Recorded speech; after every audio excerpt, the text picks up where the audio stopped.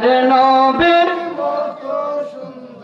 আর কেহ নাই। চেহারা যার দেখলে হৃদয়, চেহারা যার দেখলে হৃদয় শীতল হয়ে যায়।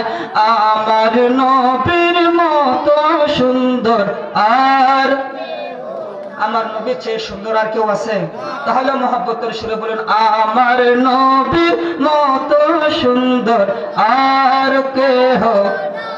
মিশর নারী দেখলো যখন ইউসুফ নবীর চেহারা, আপেল কাটতে আঙ্গুল কেটে করে দিল টুকরা। জুড়ে বলি আল্লাহু আকবার।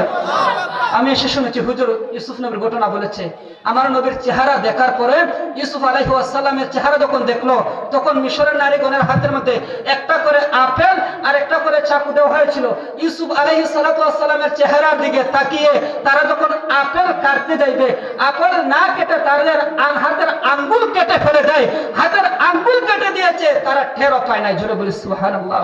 আমার আলা হযরত তাজুশ শরিয়া ইমাম আহলে সুন্নাত ইমাম আহমদ রেজা খান ফাজিলে বেরলভী রাদিয়াল্লাহু তাআলা আনহু বলেন, যদি আমার কোনো আশিককে আমার রাসূলের সামনে রাখা হয়, ইউসুফ নবীর চেহারা দেখে আশিকগণ হাতের আঙ্গুল কেটে ফেলে দিয়েছিল।